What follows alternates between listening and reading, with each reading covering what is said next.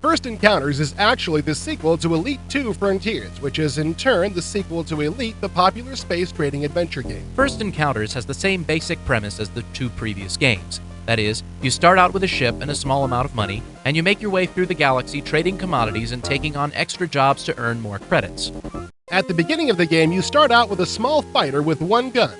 You'll soon be wanting to upgrade the weapons and shields of your ship since when you start out, if someone just breathes hard on your ship, you explode. I actually had that happen. I was flying around and this guy snuck up on me in his ship and he breathed on me and I blew up. Anyway, you have a lot of different lasers and missiles to choose from, but your ship will only hold so much. And after a while, you'll need to upgrade to one of the different ships available in order to hold the weapons and still have enough room for cargo. At the beginning of the game, the main way to make money is through trading, which is controlled through the stock market. Stock market prices differ at each port depending on the industrial and social status of the star system the port is in. There are so many places to go, I had some difficulty remembering what commodities sold best at certain stations.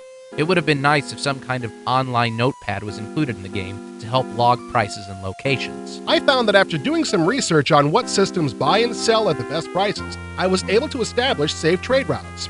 Once I found a pair of planets that needed what the other offered, I just went back and forth between those two. It's a boring way to start the game, but it was better than getting blown up all the time. And it really doesn't take that long to get some real money going, which allows you to arm your ship and spread out your trade routes. Each of the ports has an electronic bulletin board where you can find other odd jobs to do for money. You can taxi people and packages around the galaxy, sell information that you've gathered, contract out to retire someone into the infinite, and more. Of course, the riskier the job, the higher the price. Bulletin boards are also a great place to buy and sell items which may be frowned upon by the law. I thought that the bulletin boards really helped to create the feeling of being in a living universe. You interact with people through a set of preset questions and statements since everyone doesn't speak the same language.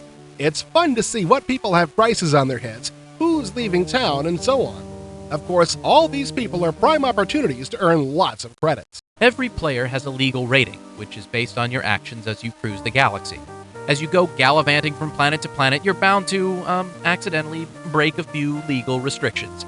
Your legal status affects what missions are available to you and what places you can go to safely.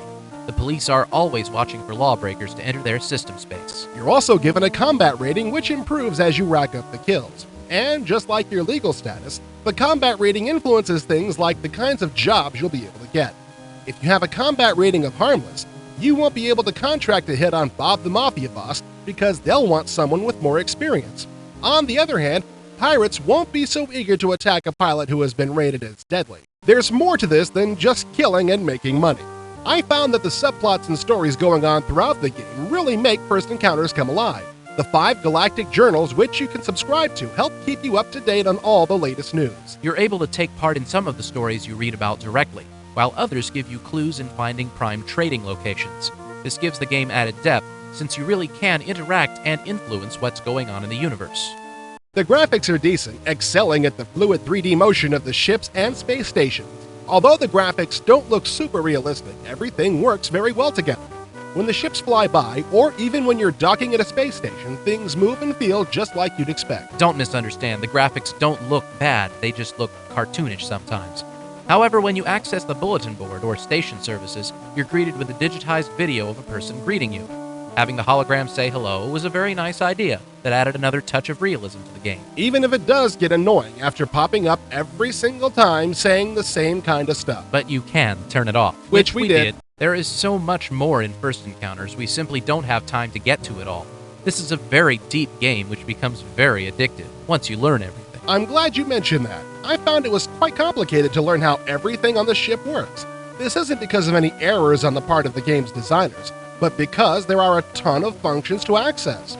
However, the manual is very comprehensive and well written, which helps a lot. Once you get established in gameplay, First Encounters really sucks you in. Be prepared to spend a lot of time on it, though. It's a very good space trading adventure which you'll be not really playing, but interacting with for a long time.